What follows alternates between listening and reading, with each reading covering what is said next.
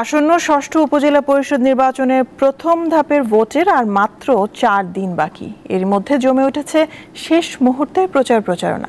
প্রার্থীরা যাচ্ছেন ভোটারদের দ্বারে দ্বারে, দিচ্ছেন নানা প্রতিশ্রুতি।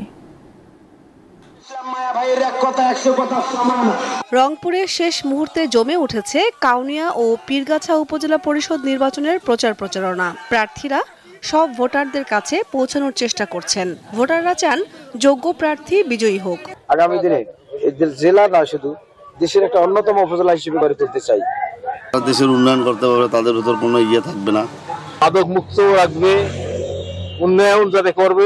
ফেনীর ছাগলনাইয়া উপজেলা পরিষদ নির্বাচনে প্রচার চালাচ্ছেন চেয়ারম্যান ও ভাইস চেয়ারম্যান প্রার্থীরা, দিচ্ছেন কাজ করার নানা প্রতিশ্রুতি। নির্বাচন উৎসবে পরিণত করার জন্য মাননীয় প্রধানমন্ত্রী বলেছেন, সেই হিসাবে আমরা নির্বাচন করছি, যে কেউ নির্বাচন করতে পারে।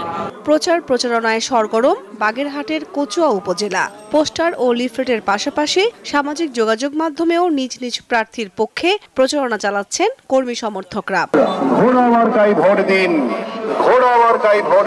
পটুয়াখালীর দুমকিতে প্রচারণায় ব্যস্ত প্রার্থীরা। জনসংযোগের পাশাপাশি করছেন পথসভা। ভোটারদের কাছে টানতে নানা ধরনের প্রতিশ্রুতি দিচ্ছেন চেয়ারম্যান, ভাইস চেয়ারম্যান ও মহিলা ভাইস চেয়ারম্যান প্রার্থীরা।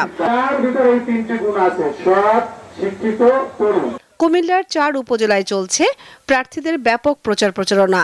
লাকসাম, নাঙ্গলকোট, মনোহরগঞ্জ ও মেঘনার 4 উপজেলায় ভোটের লড়াইয়ে নেমেছেন 14 জন চেয়ারম্যান, 12 জন ভাইস চেয়ারম্যান ও 11 জন মহিলা ভাইস চেয়ারম্যান প্রার্থী। 8 তারিখের যে নির্বাচন হবে, সেই নির্বাচনে আপনারা সবাই আমার জন্য দোয়া করবেন। আগামী 8 মে অনুষ্ঠিত হবে উপজেলা পরিষদ নির্বাচনের প্রথম ধাপের ভোট গ্রহণ। কামরুন নাহার, দীপ্ত, বার্তা কক্ষ।